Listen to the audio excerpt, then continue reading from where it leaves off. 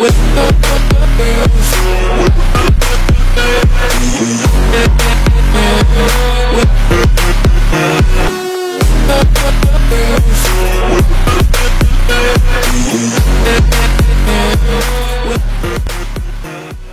ini kita akan bahas soal iklan Shopee ya. Jadi teman-teman yang berjualan di Shopee itu selama pandemi itu nambah 2 juta. Jadi yang jualan itu banyak banget ya. Nah, gimana caranya dengan yang jualan banyak, kita tokonya masih baru, belum pecah telur, produknya belum ada ulasan lagi, gimana cara kita berjualan ya? Harus ngiklan ya, harus ngiklan. Tapi saya wanti-wanti dulu ya.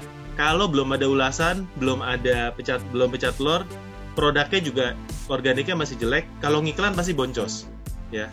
Tapi lebih cepat kemungkinan lakunya kalau diiklanin daripada enggak, tapi pasti boncos awal-awalnya karena organiknya belum bagus. Nah, ini misalnya teman-teman sebagai pembeli ya, kalau mau beli produk di Shopee, pastinya kita pilih yang udah ada iklan, udah ada reviewnya ya kan, tokonya udah terpercaya ya, tokonya kelihatannya profesional. Nah, kalau toko teman-teman belum siap, toko teman-teman itu pada dasarnya itu organiknya belum bagus, kalau diiklanin akan boncos. Jadi teman-teman tuh harus siapin tokonya udah bagus dulu ya, produknya udah rapi, fotonya udah bagus ya, reviewnya juga sudah ada ya. Saya nggak minta sampai ratusan ya, tapi minimal review untuk produknya itu udah ada beberapa, udah ada fotonya dari review. Nah, itu kalau diiklanin itu mantep ya. Mantepnya gimana? Nanti kita akan bahas lebih lanjut ya. Tentunya si Sony bisa ngajarin step-step, dari Sony akan ngajarin step-step awalnya ya. Sony kebetulan juga pernah ngambil kelas saya, jadi dia tuh paham banget polanya kayak gimana. Nah, tapi mindsetnya itu kenapa harus beriklan untuk jualan online ya? Karena yang jualan banyak ya kan. Yang kedua, kalau kita tokonya trafficnya nggak datang ke toko kita nggak akan ada pembeli ya. Teman-teman bayangin, itu kita minimal perlu 100 pengunjung di toko kita untuk dapat pesanan ya. Konversi di online itu sekitar 2 sampai 3% rata-rata ya. Kadang 1-2% juga ada ya, tergantung produk ya. Kalau mau 5% itu udah bagus banget ya konversinya. Tapi kalau kita nggak mendatangkan 100 pengunjung per hari, kita tokonya nggak dapat pesanan hari itu ya. Jadi teman-teman harus pikirin ya, toko teman-teman dilihat sekarang udah datangin 100 pengunjung belum per hari. Kalau belum, susah dapat pesanan. Kalau mau rutin harus di atas 100 terus, baru dapat pesanan terus tiap hari ya. Jadi fungsinya kita ngiklan adalah mendatangkan pengunjung, mendatangkan traffic ke dalam toko. Kalau toko kita nggak ada yang datang, nggak ada yang beli ya. Jadi kalau yang ngeluh sepi, lihat trafficnya. Kalau trafficnya belum 100, itu otomatis secara matematika kita ngitung susah dapat pesanan hari itu ya. Jadi tujuan kita untuk ngiklan itu untuk mendatangkan traffic. Nah, tapi masalah kita rame, masalah traffic kita datang ke toko, itu belum tentu pesanannya banyak, karena pesanan itu adalah masalah konversi ya. Tadi kita ngomong konversi ada yang 1%, ada yang 2%, artinya dari 100 yang datang 1% 1 pesanan. Kalau 100 yang datang 2%, 2 pesanan kita dapat. Nah, konversi itu tergantung dari organik toko kita, dari strategi harga, dari review, dari konten kita, konten kita menjual, dari kerapian toko, dari kita balas chat cepat atau enggak, dari servis kita ya, dan lain-lain. Jadi organik kita harus bagus dulu. Kalau enggak, kita tokonya udah rame, yang datang banyak, tapi konversinya jelek, itu sama dengan 0 pesanan juga ya. Jadi kita mau tingkatin pertama organiknya dulu, dan malam kita akan ngomong traffic ya. Tapi kalau kita ngiklan, trafficnya udah banyak teman-teman ya, trafficnya udah banyak ya, tapi belum ada pesanan, itu bukan karena iklannya gagal, tapi karena konversi kita jelek, karena organik kita jelek ya. Jadi pelajaran-pelajaran sebelumnya yang udah dipelajarin sebelumnya, dari cara foto yang bagus, konten yang bagus ya, riset produk, riset kata kunci, judul produk ya. Kalau itu nggak dilakukan, ini kita nyampe iklan kecepatan ya. Karena kalau iklan tujuannya mendatangkan orang ke dalam toko. Tapi kalau mereka datang, tokonya acak adut, tetap nggak ada pembeli ya. Jadi teman-teman sekali lagi ya, organiknya dibenerin dulu, karena tujuan iklan adalah mendatangkan traffic, bukan pesanan. Pesanan itu urusannya ke konversi, pesanan itu urusannya ke organik toko kita ya. Oke, lanjut Son. Itu tadi sedikit dari saya ya, untuk motivasi teman-teman supaya boleh punya basic toko dibenerin dulu sebelum kita ngiklan ya. Tapi kalau udah siap ya, ini saya anggap teman-teman di sini udah siap, kita langsung lanjut ke Son. Silakan. Oke, sekarang langsung aku share screen ya. Aku langsung kasih tahu dulu ke PowerPoint. Nanti setelah itu aku akan kasih langsung ke Shopee Seller Center-nya. Nanti saya akan langsung kasih tahu hasil iklanku ya. Aku udah kasih tahu nanti. Nah ini, udah muncul belum? Udah muncul. Udah ya? Belum? Udah muncul loh. Oke. Nah di sini, bentar. Nah ini aku kasih judul untuk iklan adalah aku iklan. Bentar. Aku matiin aja lah. Nanti recordingnya aku minta Om ya. Soalnya ini nge-lag laptopku. Siap. Oke. Nah di sini untuk kesalahan nih.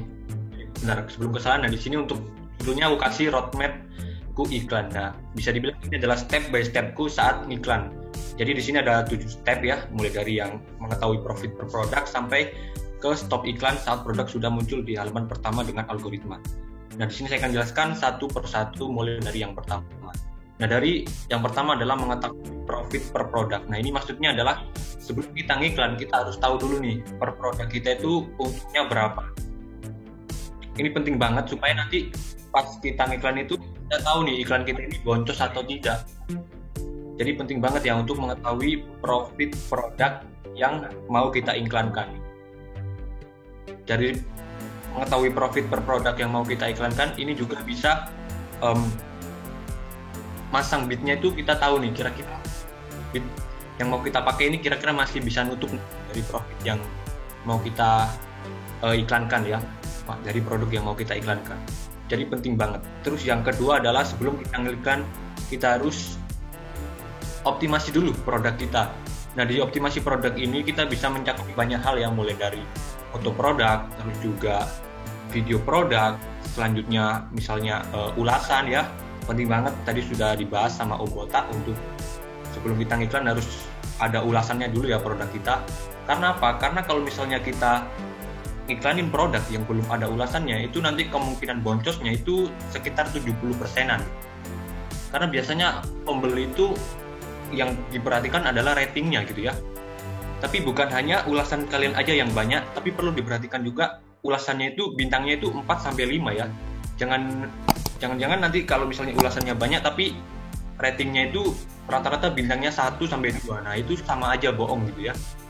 Jadi perlu diperhatikan juga bintangnya juga ya untuk ulasannya.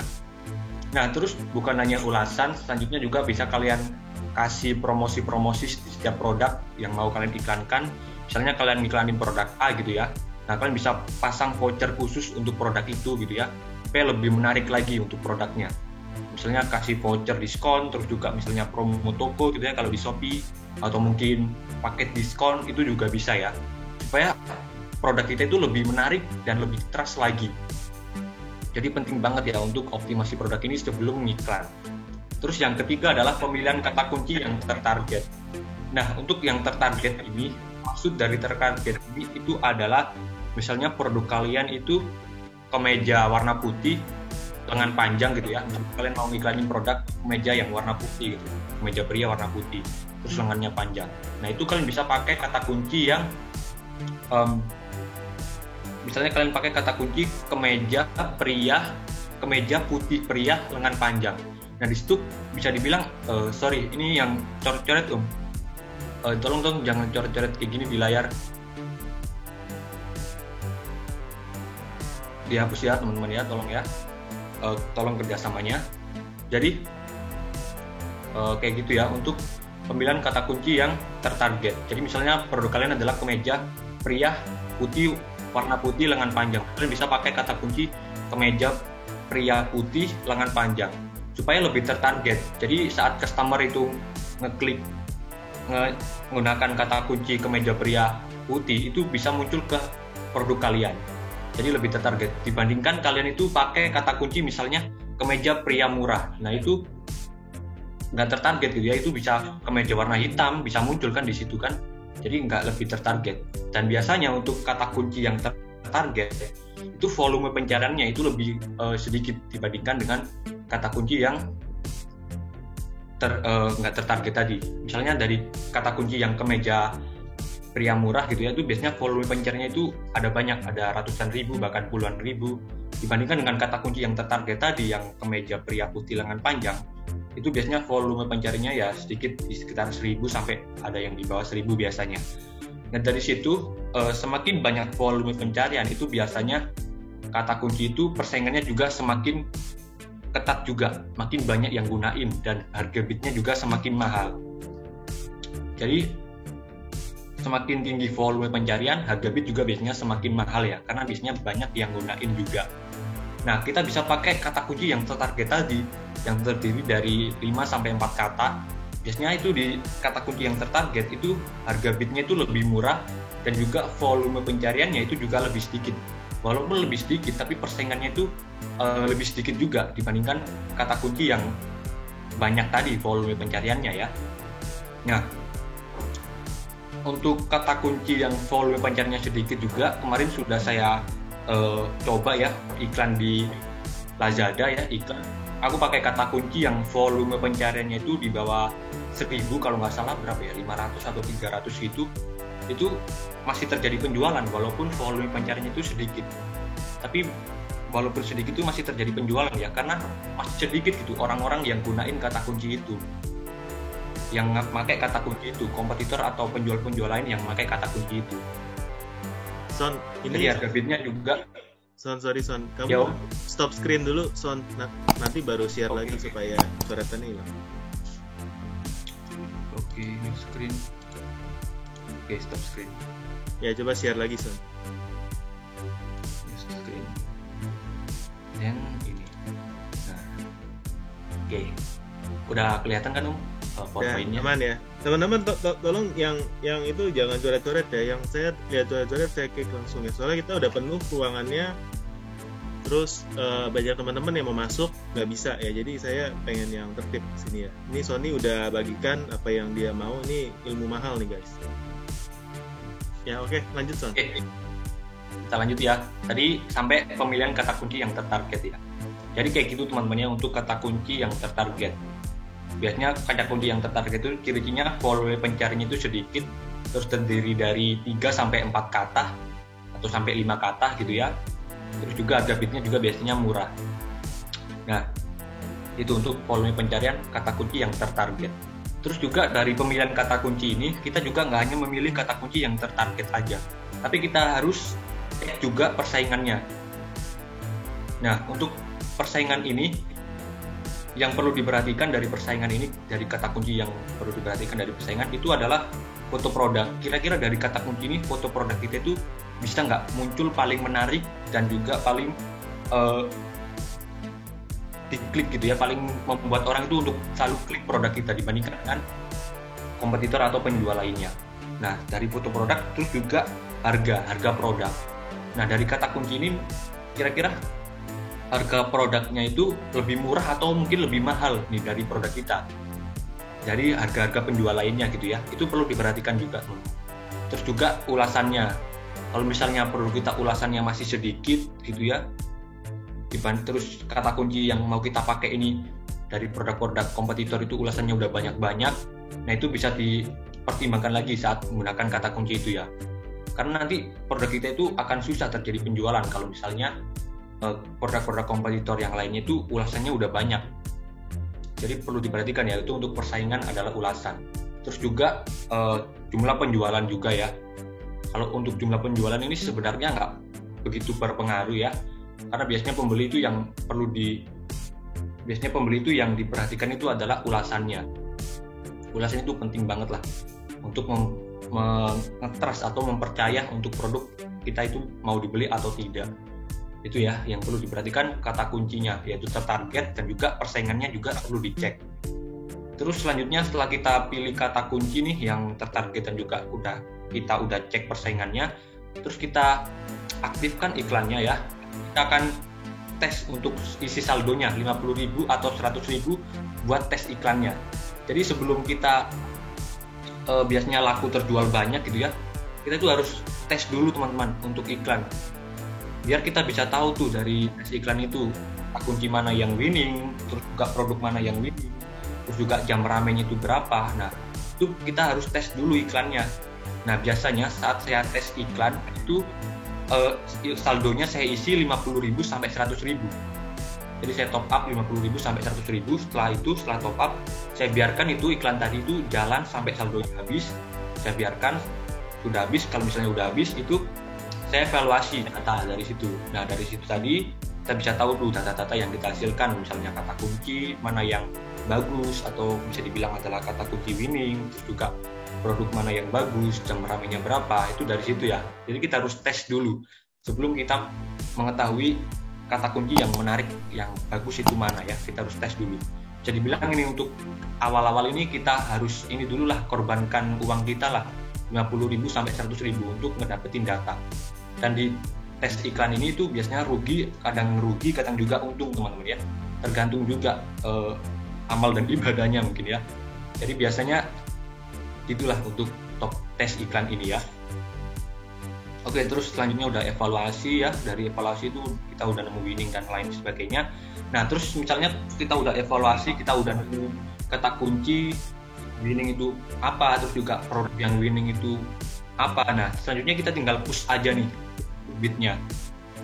Misalnya ada kata kunci gitu ya, dan juga produk yang winning juga. Nah, kita tinggal push aja bidnya itu kita bisa tambah 10-30%. Jadi misalnya sebelum kita tes tadi, di tes iklan tadi harga rekomendasinya misalnya 500 rupiah gitu ya, terus kita bisa tambah tuh 30% sampai 10%, misalnya jadi 700 gitu ya, supaya nanti iklan kita itu lebih dimunculkan lagi sama Shopee dan lebih di-push lagi sama si Shopee, supaya nanti bisa terjadi banyak penjualan lagi ke produk yang winning tadi ya teman-teman. Nah setelah kita push bidnya, nanti terus juga misalnya penjualan dari produk kita itu udah banyak, terus juga kita udah dapat banyak ulasan juga ya. Selanjutnya kita stop tuh iklan kita. Karena apa? Kalau misalnya produk kita itu udah terjadi banyak penjualan, terus juga ulasannya juga udah banyak gitu ya, itu biasanya produk kita udah muncul ke halaman pertama itu secara otomatis karena algoritma. Jadi kita udah nggak perlu iklan lagi buat munculin produk kita itu ke halaman pertama. Nah kalau misalnya produk kita udah muncul ke halaman pertama karena algoritma, kita stop iklan. Nah, untuk budget iklan kita ini kita bisa keep atau bisa save. Kita bisa simpan gitu ya, budget iklannya ini kita buat iklanin produk yang lainnya. Jadi kayak gitu ya teman-teman. Kalau misalnya iklan produk kita ini udah banyak penjualannya, kita stop aja produknya ini. Kalau misalnya produk kita tapi udah muncul ke halaman pertama ya karena algoritma, biar nanti kita bisa iklan produk yang lainnya. Jadi seperti itu ya. Nah untuk saat stop iklan ini itu biasanya tergantung produknya ya, terjadi penjualannya berapa, ulasannya berapa, tergantung produknya. Setiap produk berbeda-beda, ada yang udah terjual puluhan, itu udah ada yang bisa muncul ke halaman pertama, itu ada ya teman-teman produk itu. Terus juga misalnya ada juga yang produk terjual ratusan juga biasanya udah muncul ke halaman pertama juga ada. Jadi tergantung produknya ya.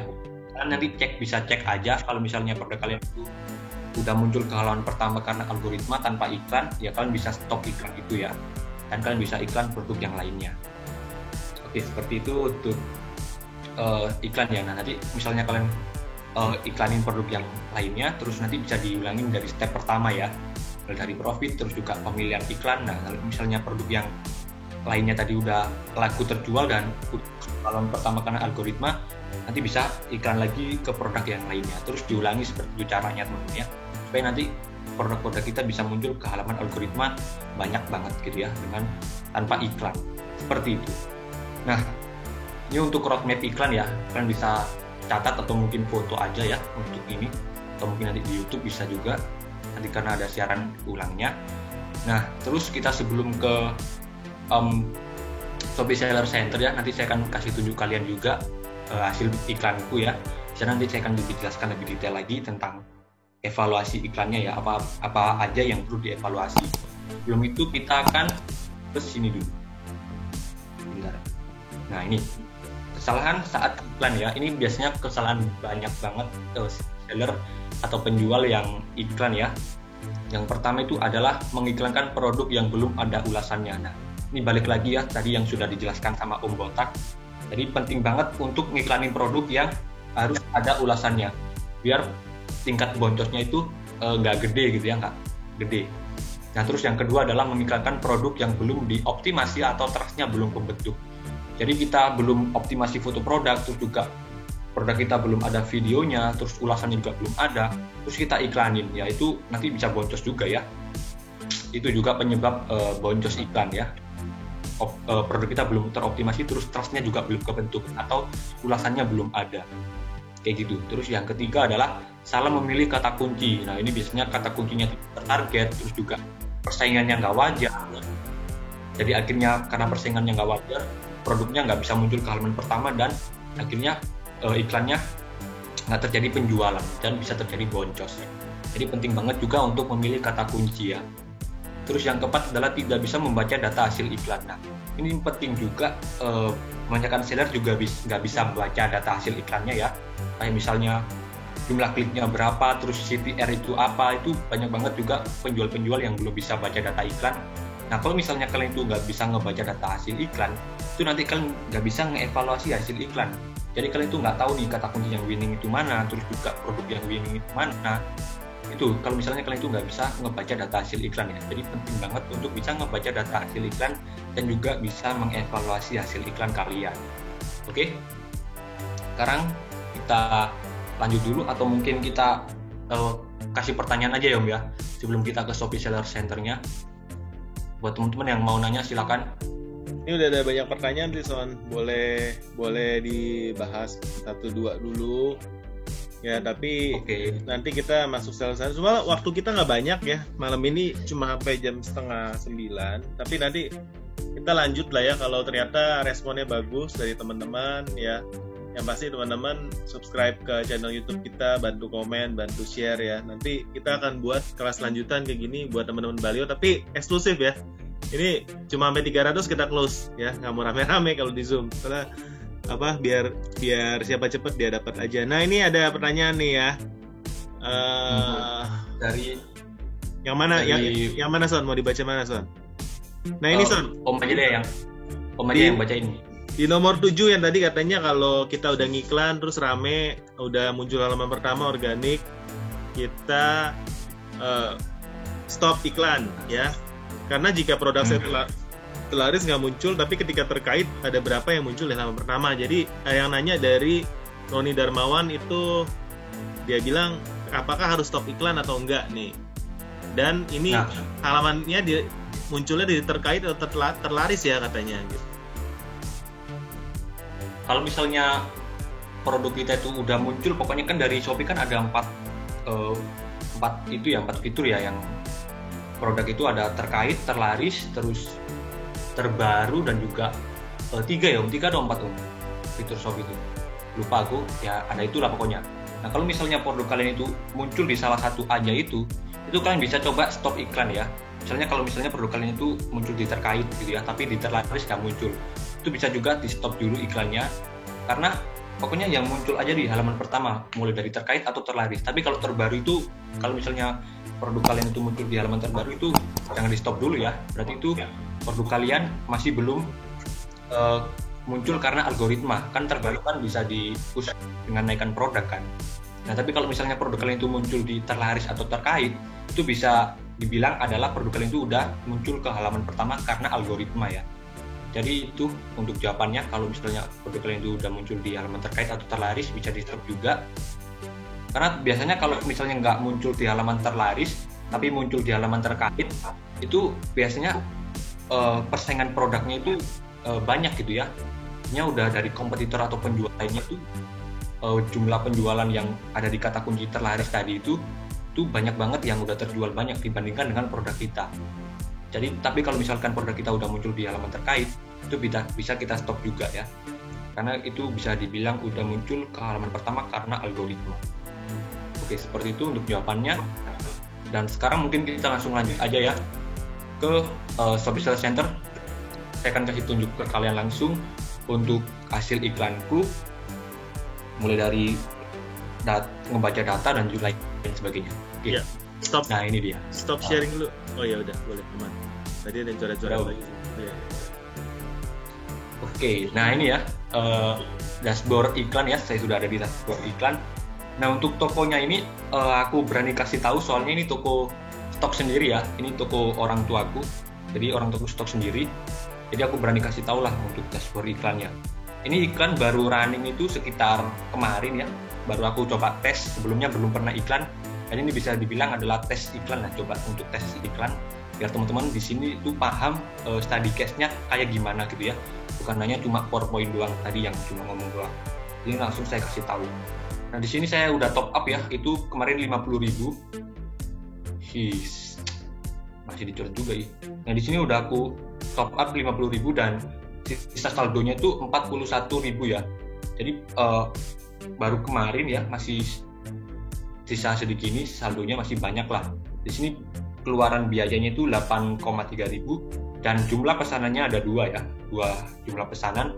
Jadi bisa dibilang ini saya masih untung lah, masih profit lah, karena per produk saya itu keuntungannya itu sekitar 10.000 sampai 15.000-an. Jadi karena terjual 2, jadi kalau misalnya produk saya tadi 10.000 kan untung 20.000. Terus biaya yang dikeluarin cuma 8.000 segini.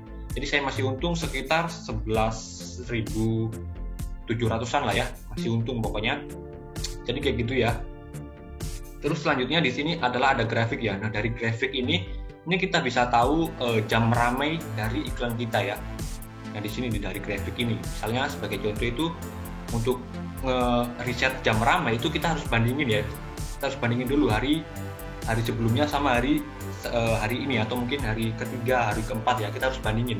Dari sana nanti kita bisa tahu jam ramainya. Nah, di sini karena iklanku baru running 2 hari kemarin gitu ya.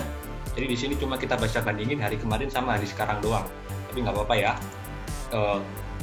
Kalau teman-teman misalnya iklannya udah running 1 mingguan, nanti bisa dibandingin ya. Di sini saya kasih tahu caranya aja, cara ngebandinginnya. Nah, dari sini kita atur tanggalnya dulu ya tadi ya. Tanggal kemarin yaitu tanggal 6 karena iklan ini runningnya tanggal kemarin.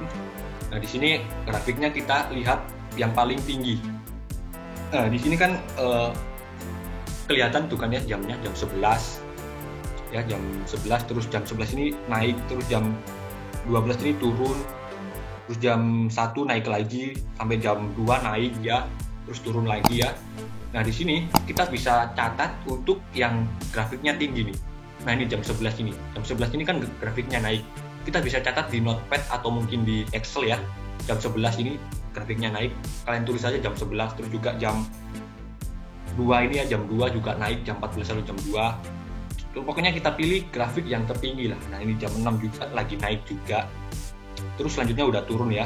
Ini juga ya jam 8 juga naik terus turun ya.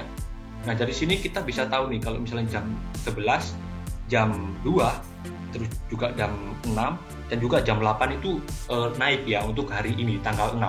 Nah sekarang kita bandingin sama hari sekarang ya, atau ya tanggal hari ini tanggal 7-nya, kita bandingin sama hari selanjutnya. Kira-kira jam 11, jam 2 kira-kira masih naik atau enggak. Sini kita bisa lihat ya, mulai dari jam 9 itu naik terus turun lagi, terus naik lagi jam setengah 12 ya, jam setengah 12 naik. Tapi di hari ini jam 11 itu masih turun ya. Di hari ini tuh jam 11-nya turun tapi lagi naik lah. Turun itu jam 10.45 itu turun terus naik, jam 11 naik, terus jam setengah 12 naik ya. Nah, terus ini juga naik lagi jam 12 ya, jam 12 naik. Terus ini yang paling tinggi itu grafiknya jam 4 ya. Tadi kan di hari sebelumnya kan jam 2 ya teman-teman ya. Naiknya itu ini jam 4. Nah di sini kalian catat juga ya untuk grafik yang untuk hari ini tanggal 7 ini itu jam 4 lagi naik. Nah terus kita compare nih, kita bandingkan sama hari kemarin ya, karena ini kan iklannya baru 2 hari kan. Jadi kita bisa bandingin cuma hari kemarin doang. Nah, dari hari kemarin kan iklannya itu yang naiknya jam 2, terus ini jam 4 gitu ya. Nah, di sini kita bisa simpulkan kalau misalnya iklan kita itu jam ramenya itu sekitar jam 2 sampai jam 4 ya, menurut data ini ya. Dari hari kemarin kan jam 2, terus ini jam 4 naik juga. Jadi kita bisa tahu nih kalau misalnya iklan kita itu, kita aktifin iklan itu pas jam 2 sampai jam 4 gitu ya. Saat kita push juga iklannya. Jadi bisa dibilang jam ramai kita itu adalah jam 2 sampai jam 4. Itu jam ramai ya. Itu untuk ngeriset hasil iklan. Tapi kalau misalnya ada hari lagi gitu ya, ini bisa dibandingin juga nih sama hari ketiganya, hari selanjutnya catat semua. Nanti kalau misalnya udah dicatat semua dari perharinya, di compare semua, terus nanti bisa ketemu tuh rata-ratanya kira-kira jam berapa jam ramainya, kayak gitu untuk ngeriset jam ramai. Terus selanjutnya kita bisa lihat di sini produknya ya sekarang. Nah, untuk produknya ini sudah saya optimasi ya, untuk foto produknya dan lain sebagainya. Di sini foto produknya itu saya optimasinya cuma saya kasih background sama tulisan COD doang, karena di produk ini itu produk kompetitor atau penjual lainnya itu belum ada yang teroptimasi. Jadi foto produknya kebanyakan cuma di foto doang gitu ya, sama tangan dan buram lagi, terus belum ada background dan tulisan COD dan lain sebagainya, belum optimasi. Ada juga yang udah teroptimasi tapi teroptimasinya itu dia cuma download dari Google terus nggak pakai dia edit lagi. Jadi itu juga kan customer juga nggak trust gitu ya, nggak percaya gitu kalau misalnya cuma di download dari Google doang. Dari sini saya kasih langsung tunjuk aja ya. Ini produk yang saya iklankan ya teman-teman. Ratingnya di sini rata-rata bintang 5 ya. Tadi kan saya jelaskan harus ada ulasannya produknya yang mau diiklankan. Nah, ini produk saya ada ulasannya ya, ada 5 penilaian dan bintangnya itu bagus ya, 4,8. Jadi kalau misalnya di sini produk kalian itu bintangnya cuma 4 atau mungkin di bawah 4, itu jangan dulu diiklankan. Karena biasanya ulasannya itu jelek-jelek ya. Jadi kita lihat aja langsung untuk ulasannya ya udah bagus-bagus semua teman-teman. Nggak ada yang ngasih bintang 1 ya. Nggak ada yang ngasih bintang 1, 0 kan. Bintang 1 yang kebanyakan bintang 5 sama bintang 4 ya. Yang bintang 4 cuma 1 doang yang ngasih. Jadi ini bisa lah untuk diiklankan lah ya. Untuk ulasannya udah kebentuk lah bisa dibilang. Terus juga foto-produknya juga sudah saya optimasi. Nah, ini saya kasih tahu ya untuk foto produk dari kompetitor saya. Nah, ini iklan saya nih muncul di sini nih. Padahal harga bidnya tuh sekitar saya pasang cuma berapa ya, 300 per klik kalau nggak salah. Itu udah bisa muncul ke halaman pertama ya, karena ini kata kuncinya tertarget dan juga volume pencariannya itu nggak banyak. Jadi yang pakai kata kunci itu cuma sedikit nih ya. Produk saya bisa langsung muncul ke halaman pertama nih. Nah, di sini kalian bisa lihat ya, produk-produk kompetitor atau penjual lainnya itu cuma kayak gini doang nih, di foto doang gini, nggak ada optimasi sama sekali. Ini ada yang kayak gini cuma tapi nggak ada backgroundnya, terus juga nggak ada tulisan COD atau gratis ongkir ya. Ini ada juga foto produk yang ada backgroundnya, cuma menurut ini belum ada tulisan COD dan juga gratis ongkir, jadi nggak begitu menarik gitu ya. Ini juga nggak tahu ini sosis apa, kan kecil banget ya, cuma background gini doang. Jadi kebanyakan dari foto produk kompetitor lain itu cuma di foto doang, jadi bisa dibilang ini masih potensial lah kalau misalnya foto produk saya itu lebih bagus gitu ya, karena masih ada background dan juga ada tulisan COD-nya. Oke, seperti itu ya yang diperhatikan tadi. Nah, terus sekarang kita lanjut ke kata kuncinya. Oke, kita klik dulu ya untuk melihat kata kunci kira-kira mana nih kata kunci yang winning atau mungkin kata kunci yang kita stop karena ngeboncosin ya, atau jumlah kliknya banyak tapi penjualannya nggak ada. Itu adalah kata kunci yang ngeboncosin. Nah, di sini ya, sip. Di sini kita atur dulu untuk tanggalnya, tanggal 6 sampai tanggal 7. Oke, nah ini ya, dilihatnya segini, terus jumlah kliknya ada 49, jumlah pasarnya ada segini, dan biayanya segini ya, omset penjualannya segini. Ini grafik-grafiknya kita bisa lihat di sini. Nah, di sini nih untuk kata kuncinya ya. Nah, di sini untuk kata kunci kita bisa pilih kata kunci yang kita lanjut iklan atau kata kunci yang kita stop atau kita hapus untuk iklan karena ngeboncosin. Di sini kita pilih satu-satu ya. Kita pilih dari yang paling atas, yaitu sosis sapi jumbo di sini. Nah, dari kata kunci sosis sapi jumbo ini biasanya yang saya perhatikan itu adalah jumlah klik, terus juga jumlah pesanan dan juga biaya. Jadi cuma itu aja yang terus yang saya perhatikan, yang dilihat ini saya nggak begitu perhatikan yang dilihat ini. Jadi saya yang perlu perhatikan cuma jumlah klik ini, jumlah klik dari produk ini tuh 3 ya, dari kata kunci ini tuh 3 jumlah kliknya. Terus jumlah pesanannya ada 2 ya, ada 2 pesanan, berarti kedua pesanan tadi itu dari kata kunci ini ya, semuanya dari kata kunci ini.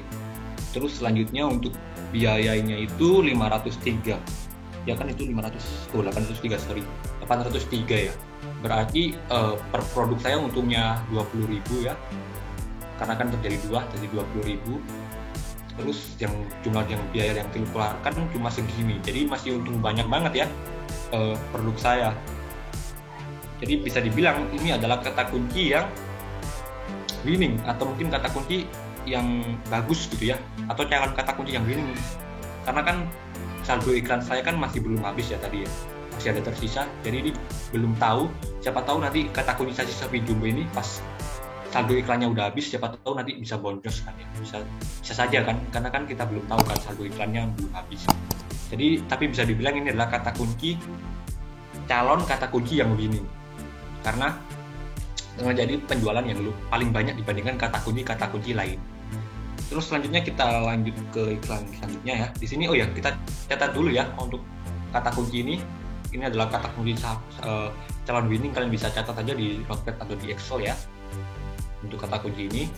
Terus selanjutnya adalah kata kunci sosis Candler murah.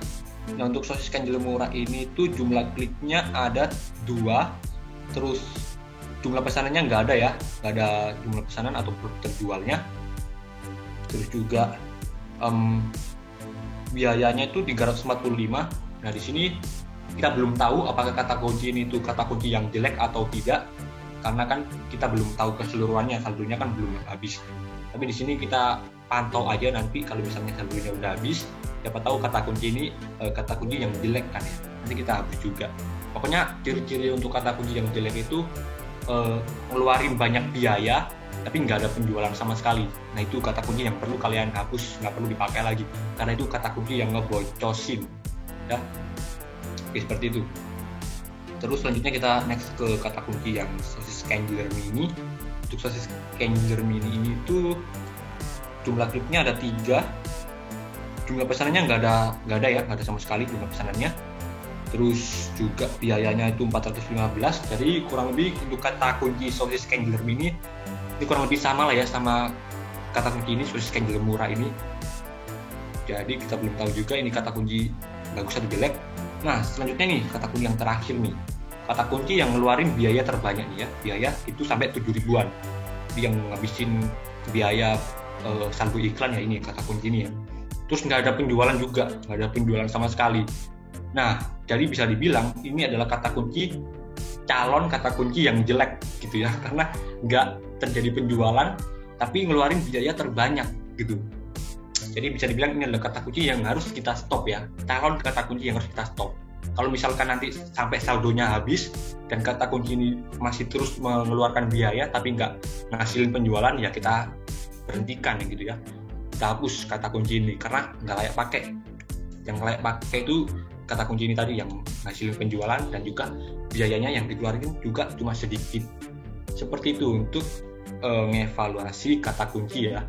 Dan untuk mengevaluasi produk tadi itu karena produk saya ini yang saya iklankan cuma 1, jadi kita belum tahu ya produk ini tuh apakah dilanjut untuk iklan atau mungkin di stop.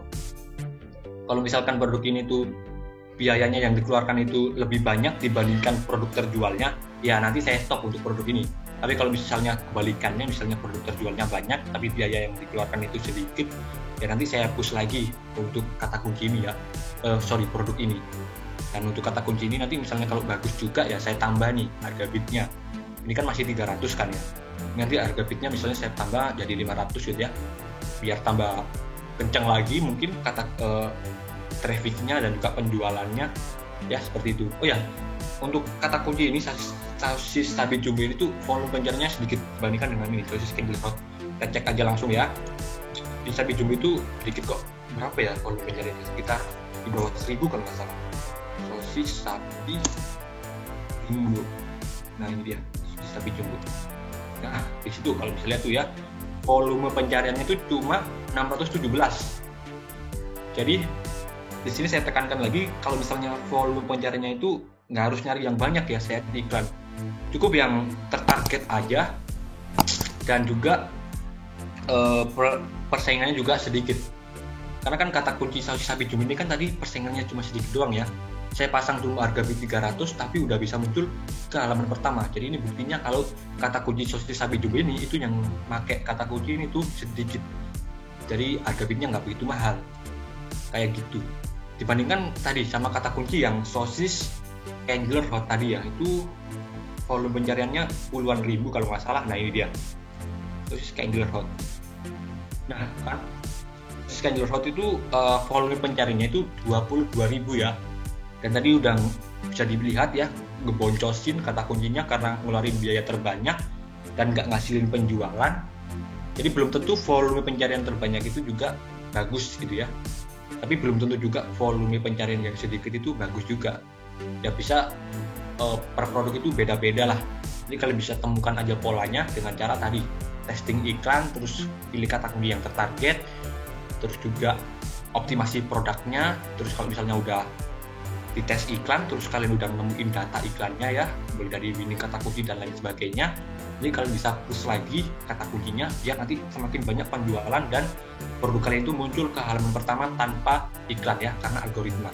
Nah seperti itu, nanti bisa diulang-ulang juga caranya ya. Oke, untuk materinya ya seperti itu sih. Sekarang saya balikin ke Om Botak ya, karena udah selesai ya. Oke Om. Oke. Pasti banyak banget yang nanya ya, tapi teman-teman mungkin kita fokus ya. Yang Sony ini yang udah di Sony terangkan sebenarnya udah agak ke tingkat advance ya. Kamu nggak terangin dari dasar dulu Son, dari dasar dulu kali Son. Ini banyak yang belum pernah ini ya.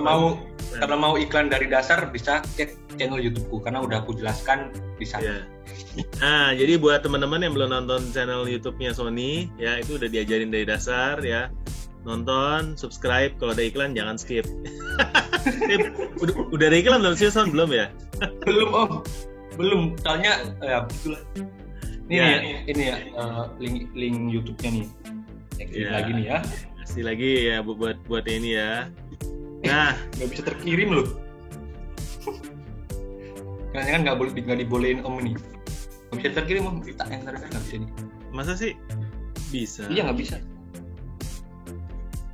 Pokoknya cari Sony Kurniawan di YouTube. Kawan. Ya ini Om Sony main FO nih Om. Menarik. Ini pertanyaan menarik nih. Om Sony main apa enggak? Untuk toko yang tadi ya, untuk toko yang saya barusan terangkan tadi itu nggak pakai FO ya. Jadi murni lah untuk penjualan dan lain sebagainya. Tapi untuk toko-toko lainnya kalau dropship saya pakai FO. Nah untuk pakai FO juga sebenarnya itu bahaya juga ya. Resikonya itu gede juga. Kalau misalnya kalian ketahuan FO-nya dan kalian pemula yang belum tahu cara FO yang baik dan benar, itu nanti bisa ke-banned tuh toko kalian. Jadi resikonya tinggi lah. Aku udah ke-banned toko beberapa kali lah. Gara-gara FO gitu. Iya. Jadi FO resiko tinggi, ditanggung sendiri. Iya. Teman-teman, ya saya hari ini juga barusan posting di Instagramnya Cerita Om Botak ya, yang belum follow boleh baca di sana postingannya. Saya bahas soal FO sih, ya karena ini sebenarnya pertanyaan yang banyak banget yang ditanyakan oleh teman-teman ya. FO itu buat yang nggak paham tuh fake order, yaitu adalah ngorder ke toko sendiri untuk mendapatkan ulasan atau review dan lain-lain. Nah, saya termasuk aliran yang nggak suka FO. Ya kenapa? Karena menurut saya kita jualan itu ibadah ya. Jadi ya saya pengen ibadah saya diterima dengan baik, ya saya nggak FO. Karena menurut saya kalau kita bisa jualan dengan organik, ya dengan cara-cara yang smart, menggunakan fitur-fitur yang ada, dan kita pecah telur, rasa pecah telurnya itu beda. Dan kalau teman-teman bisa pecah telur secara organik, kalian bisa jualan barang apa aja. Ya saya sih percaya seperti itu dan saya pede ya. perkuat sebenarnya bukan di FO-nya ya, kalian perkuat di riset produk ya. Kalau kita menjual barang-barang yang memang dibutuhkan dan dicari orang ya, kita juga melihat ada peluang yang misalnya Sony jualan sosis itu dari Kabupaten Gresik laku lagi ya, itu luar biasa Son ya. Kamu jualan pakai apa itu? Gojek atau apa? Kirimnya nggak? Pakai ini JNE nggak ini Son? Kan nggak mampu, nggak busuk, nggak. Soalnya udah ada ini packingannya itu udah ada ice-nya, ice apa itu namanya? Lupa. Jadi suhunya masih terjaga lah. Nah, kalau ya nih teman-teman boleh yang dengerin ya. Kalau Sony itu bisa jualan produk orang tuanya, jualan sosis ya dari Kabupaten Gresik dan laku ya. Padahal yang jual sosis itu saya yakin banyak. Kenapa mesti ngambil ke Kabupaten Gresik ya? Yang jualan di Jakarta, Surabaya, kota-kota besar banyak. Padahal kamu ngirimnya juga ke kota-kota gede ya Sony? Iya, yang rata-rata pembelinya itu dari Jakarta malah. Udah, kayak Jakarta nggak ada yang jual aja Son. Saya kalau ya maksudnya sebenarnya kalau lihat kayak gitu ya, kita harus merubah mindset kita. Kalau kita jualan harus FO dulu ya. Kalau kita jualan harus diapain dulu supaya rame kelihatannya ya. Kalian usaha semaksimal mungkin dengan cara-cara jujur, dan saya yakin itu akan berkah ke depannya ya. Nah ini menurut saya ya, karena saya jualan dari dulu ya udah. Kalau emang laku ya pembeli beneran. Kalau memang belum ada pembeli, saya minta teman-teman buat beli ya.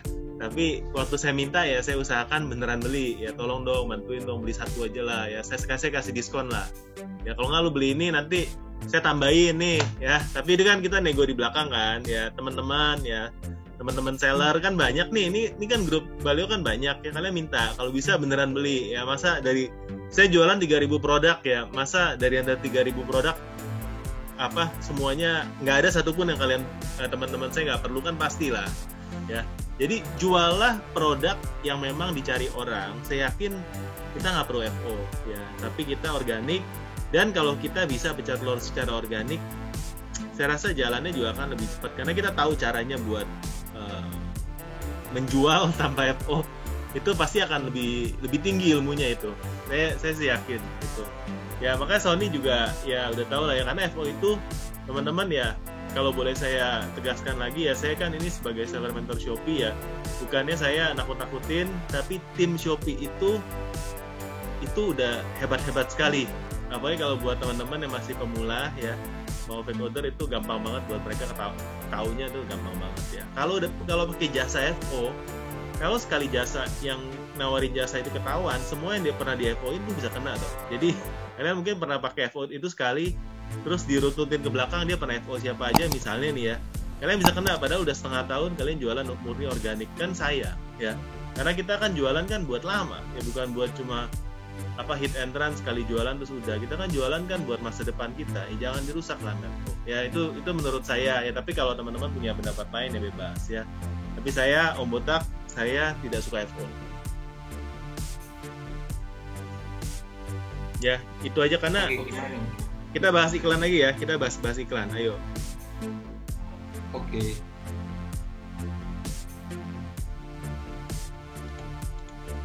Om yang bahas kan? Ya.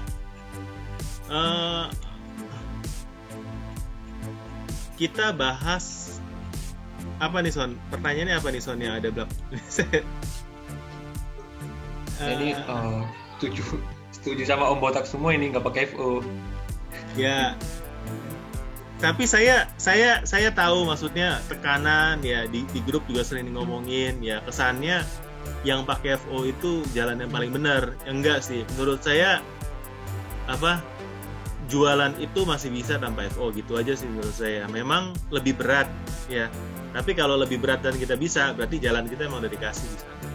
Ya mungkin kita harus pinter-pinternya ya. Kalian kalau bisa boleh tonton di channel Om Botak yang kita ngomong sama Om Ramtus ya. Kita perkuat di riset produk. Kalau yang produk yang kita jual itu dibutuhkan, balik lagi, dan kita jual konten yang benar, itu pasti nggak perlu waktu yang lama supaya laris ya. Buktinya banyak teman-teman yang bisa sukses jualan tanpa FO ya. Sony aja di Kabupaten Gresik ya bisa jualan sosis ya, yang beli kota-kota besar ya kan. Maksudnya kenapa jualan baju nggak bisa gitu atau jualan jas hujan nggak bisa dari sana. Ini jualan barang beku loh ya, yang sebenarnya resiko buat potensi buat lakunya sebenarnya kalau saya lihat lebih kecil dibanding barang lain.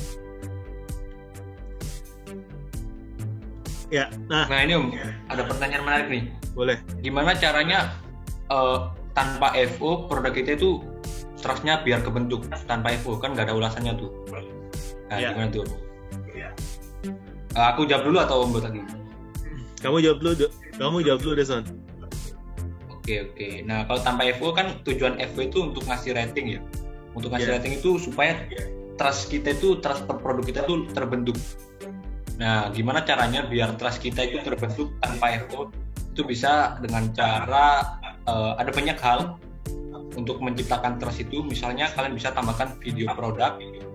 Kalian bisa minta aja supplier kalian untuk ngevideoin produknya pas packing atau mungkin video produk aslinya. Nah, itu bisa juga salah satu teknik trust ya, biar customer itu bisa tahu nih produknya langsung gitu. Itu bisa juga untuk trust, atau juga bisa kalian pakai cara organik, optimasi dan lain sebagainya tadi, supaya bisa ngedapetin penjualan. Nah, setelah ngedapetin penjualan itu kalian bisa follow up terus itu customer yang udah terima barangnya untuk ngasih bintang atau ulasan. Misalnya kalian kasih bintang 5 gitu ya, mungkin kalian bisa kasih cashback pulsa atau mungkin voucher gitu ya. Nah, itu seperti itu juga bisa ya. Kalian pokoknya kejar aja terus itu customer pas sudah terima barangnya. Misalnya kalau di chat masih nggak balas, kalian bisa WA ya, karena ulasan itu penting banget pas di marketplace ini.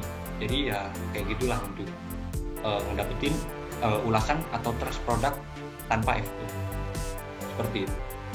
Karena aku dulu juga awal-awal jualan di Lazada ya, kan jualan 2019 ya, Oktober atau November gitu, itu aku juga belum tahu cara FO dan tanpa FO juga. Tapi aku laku terjual itu karena timingnya pas. Jadi aku buka toko itu bulan Oktober atau November dan itu mau Harbolnas atau 11/11. Jadi trafficnya itu dapat, timingnya itu pas. Jadi tokoku udah laku gitu tanpa FO. Karena timingnya pas-pas buka toko. Mungkin teman-teman nanti bisa buka toko Lazada pas mau ulang tahunnya Lazada, mungkin bisa juga ya, biar nanti kebagian trafficnya. Di situ bisa juga nanti bisa dapetin penjualan karena timing sip. Kayak gitu kalau dari jawabanku. Nah, kalau dari saya boleh nambahkan ya, gimana caranya supaya seller baru itu lebih menarik ya. Pertama, kalian bisa masukkan ulasan produk di foto produk ya. Ulasan dari mana? Menurut saya bisa ngambil dari ulasannya supplier. Ya kan, bener dong. Kompetitor kalian bisa. Ya kompetitor terserah, tapi kalau menurut saya sih kalau kalian dropship ngambil ulasan supplier ya bener dong. Ya kalian kan ngambil dari suppliernya itu kan. Kalau dia kasih ulasannya bagus-bagus ya itu kan ulasan kita juga, orang kita ngambil dari sumber yang sama. Ya berarti kan sebenarnya itu bisa kita ngambil, kita screenshot, dijadikan konten buat dimasukkan ke, kalau di Shopee kan ada 9 slot foto. Nah, fotonya jangan foto produk semua ya. Fotonya itu bisa tambahkan kata-kata yang ada di deskripsi ya, pengiriman, terus kita masukkan ulasan-ulasan di sana ya. Kalau bisa foto-foto dari pembeli dimasukkan di sana. Nah, itu menambahkan trust. Tadi Sony juga bilang video ya. Video dari mana? Video dari ulasan ya. Kita lihat toko supplier, kita lihat toko dari kompetitor ya, bukan kompetitor, yang jual barang yang sama ya. Kalau ada yang ngasih video dari pembeli, nah video itu bisa diambil, di screen recording, dijadiin video kita. Jadi video kita itu beda, nggak ada yang pakai video itu karena videonya dari ulasan. Nah, menurut saya itu cara-cara yang black hat, yang memang mungkin bukan dari toko sendiri, tapi kan kita jual barang yang sama, dari supplier yang sama misalnya, nggak masalah ya menurut saya. Jadi itu bisa dipakai. Nah, yang kedua tadi Sony bilang juga kasih bonus juga benar. Nah, teman-teman yang dropship dari toko saya itu kita kasih bonus ya. Kita kasih bonusnya ganti-ganti, tapi saat ini kita lagi kasih sisir. Kenapa sisir? Ya pokoknya ya karena Om Botak kasih sisir karena sisirnya nggak kepake karena omnya botak. Ya, tapi kita nggak masukkan kata-kata dari om botak atau apa karena kita maunya plain buat semua dropshipper bisa. Intinya kita tulis terima kasih sudah belanja, minta bintang 5 ya, dan itu nggak efektif sekali. Bonus-bonus kecil ya itu efektif banget buat orang bantu yang tadinya nggak mau nge-review jadi nge-review ya.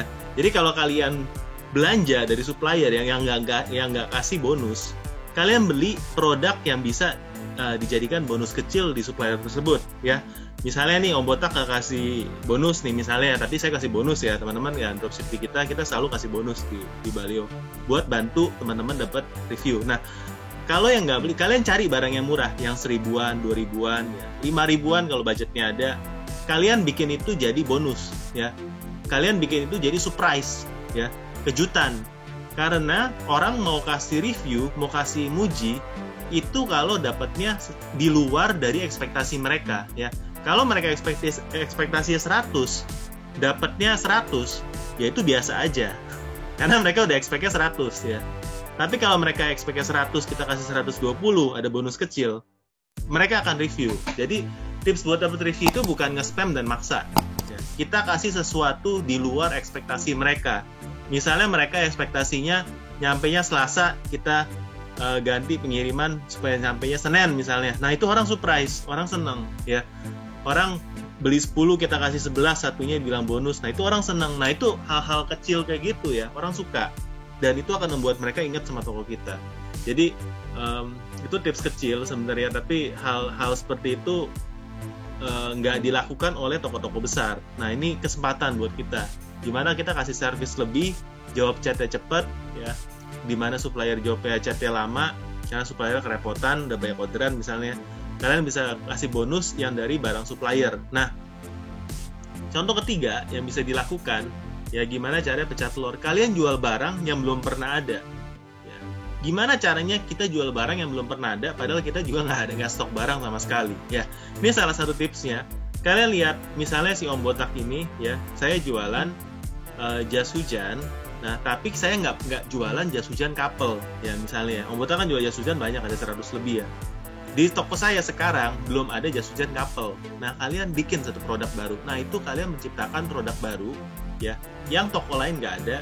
Tapi kalian ciptakan dengan ya teman-teman, ciptakan dengan kombinasi combo paketan dari produk-produk yang ada di toko tersebut. Ya, jadi kita ciptain misalnya nih ya. Saya jual jas hujan couple, gimana carinya? Ya udah, saya comot jas hujan laki-laki sama jas hujan rok wanita, saya jadiin satu iklan ya, jas hujan couple. Nah, ya kan? Atau ada jas hujan sebenarnya di om botak ada 5 varian, terus kalian ngambil ya, kalian pilih variasi pink sama biru doang, kita jas hujan couple misalnya. Ya, tapi contoh-contoh itu cuma contoh, tapi bisa diaplikasikan banyak karena kan supplier kan beda-beda ya. Kalian pikirin ya, dari review atau dari pengalaman, dari pesanan, biasanya orang-orang sering beli produk komplementari apa? Produk komplementari adalah produk yang sering dibeli dengan produk lain, kita jadikan paketan ya. Misalnya kalau orang beli sapu, seringnya beli apa? Beli penggi ya kan? Nah, kita jadikan paketan ya. Kalau orang beli casing HP biasanya sama apa? Sama anti gores, kita jadikan paketan ya. Kalau orang beli apa, kita jadikan paketan sama produk komplementarinya. Nah, ketika kalian memikirkan produk komplementari dan menciptakan combo-combo khusus, itu akan memberikan value ke orang ya, sehingga orang nggak akan lihat toko kalian udah ada review atau belum, tapi kalian presentasi meyakinkan dan itu nilai lebih ya, mereka hargai sehingga mereka mau beli ya. Ya menurut saya sih seperti itu. Ya boleh dicoba, langsung praktek aja. Ciptakan produk-produk unik dari kalian sendiri ya. Lebih bagus lagi kalau kalian bisa ya stok sendiri nantinya dari 2 supplier, kalian gabungkan, akhirnya kalian ciptakan produk yang benar-benar nggak bisa ditiru sama orang lain. Nah itu sih tips dari saya ya. Oke.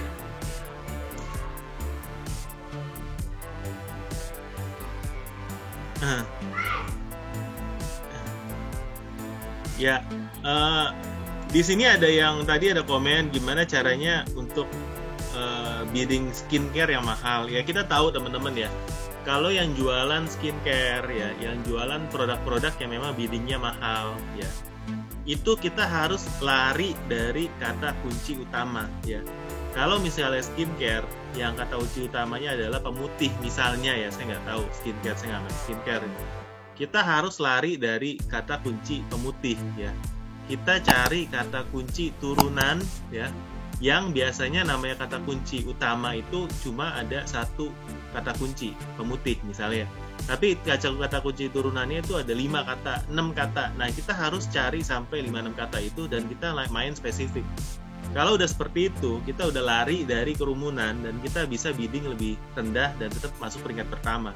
Tapi kalau kalian nekat, ya bidding hampir ribuan, masuk ke halaman pertama, itu pasti boncos abis ya, karena memang saya tahu beberapa kategori itu tingkat untuk lakunya itu dibandingkan dengan iklan itu tinggi sekali. Maksudnya ya boncos lah ya untuk kategori skincare, karena itu persaingannya tinggi banget ya.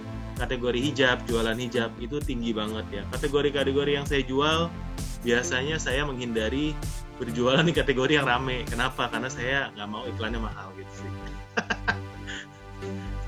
saya sukanya kategori yang middle, yang nggak terlalu banyak yang main, terus persaingan iklannya masih sehat, harganya masih enak. Ya biasa saya jual barang-barang di kategori seperti itu teman-teman. Jadi balik lagi ke riset produk ya, karena riset produk itu sebenarnya harus dipikirkan nanti kalau ngiklan kita bisa atau enggak lawan toko-toko yang sudah existing. Kalau kita lihat masih enak toko-toko existingnya, toko-toko yang nggak jarang iklan ya. Kalau kita ketik kata kita ngiklan yang murah udah langsung muncul, itu enak kategorinya ya. Tapi ya kategorinya apa ya kalian riset sendiri dong ya, kita nggak bisa kasih tahu semua apa dapur kita, karena semuanya harus tes dan trial sendiri. Kita bisa dibilang apa, Sony ya saya yakin udah sering iklannya sampai belasan juta kali Sony supaya bisa dapat ilmu yang sekarang ya. Dan saya juga udah ngiklan udah dapetin data-data gitu. Ya, jadi itu sebenarnya ya nggak bisa ya. Saya paling antipati kalau ada yang nanya, Om saya produknya ini, tolong dong kata kuncinya, minta gitu ya. Ya saya nggak bisa. Karena untuk dapat kata kunci itu kita harus riset sendiri, buang puluhan juta kadang ya buat dapetin kata kunci yang bagus ya. Dan cara paling gampang sebenarnya gimana untuk dapetin kata kuncinya? Kalian lihat produk kompetitor yang rame, kalian lihat kata kuncinya, itu paling gampang sebenarnya. Kalau dia masukin ke kata kunci ke judul produk ya. Tapi kalau nggak dimasukin kita nggak tahu judul mana yang berhasil ya. Kira-kira itu sih kalau dari saya. Oke. Jadi itu. Oh ya, sebelum nanti penutupan, ini Om ya, mic-nya nyalain, nanti kita buat story biar seru. Gimana Son? Gimana Om? Jadi nanti sebelum penutupan mic-nya ini kita nyalain semua, terus nanti kita tanyain lah buat story Instagram, kira-kira gimana materi kali ini. Oh ya boleh. Atur aja Son, kamu atur aja. Oke. Kamu yang unmute aja ya, kamu mau bebas. Oke. Ini lanjut pertanyaan lagi atau? Ya.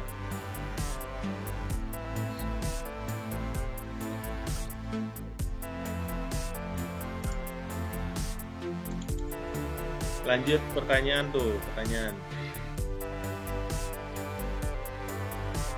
Oke. Mungkin tadi Sony belum bahas ya. Kalau iklan di Shopee ini kan ada 3. Ya. Ada 3, yaitu iklan produk serupa sama iklan toko. Ya. Saya sarankan teman-teman yang baru mulai iklan ya, pakai produk serupa dulu ya, supaya kalian dapat feelingnya ya. Biddingnya paling bisa Rp100. Mainin itu dulu ya. Kalau udah dapat feelingnya, mulai masuk iklan yang kata kunci ya. Iklan toko belum semuanya kebuka, tapi iklan toko juga agak tricky ya. Jadi saya sarankan main 2 itu dulu, terutama produk serupa. Kalau udah paham, udah tahu cara mainannya, baru pelan-pelan ya. Jangan kalian habis-habisin budget ya, karena iklan itu harus bertahap sih, nggak bisa langsung digenjot habis-habisan sih, nggak bisa ya. Dan iklan itu juga perlu proses, perlu waktu belajar, perlu review harian sebenarnya Dan terutama kalau mau event kita perlu iklan dari jauh-jauh hari. Nggak bisa pas event baru iklan, kurang lebih gitu. Dan untuk iklan produk serupa juga yang perlu diperhatikan juga harganya. Soalnya kalau misalnya harga kita lebih mahal daripada kompetitor juga biasanya nggak keklik. Kan produk serupa munculnya di bawahnya produk dari kompetitor kita. Dan di situ kalau misalnya produk kita lebih mahal dibandingkan harga kompetitor ya susah untuk mendapatkan klik. Jadi perlu diperhatikan juga untuk harga kalau misalnya mau iklanin produk serupa. Nah, untuk nge-target harga kompetitor yang lebih mahal dibandingkan kita, itu bisa kita edit foto produk kita miripin dengan foto produk harga kompetitor yang lebih mahal. Karena kan algoritma iklan produk serupa itu kalau nggak salah itu di Balemol udah dijelasin ya, 70% itu tampil karena foto produk yang mirip. Jadi kalau misalnya foto produk kompetitor kita backgroundnya kuning, terus juga foto background kita juga kuning, itu bisa kemungkinan muncul di bawahnya. Jadi itu ya, untuk nge-target produk serupa, kita target aja produk-produk kompetitor yang lebih mahal dibandingkan produk kita. Seperti itu.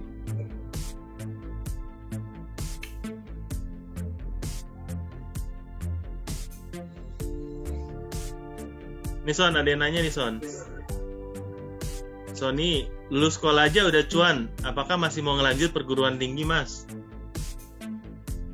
Gini, gimana ya jawabannya?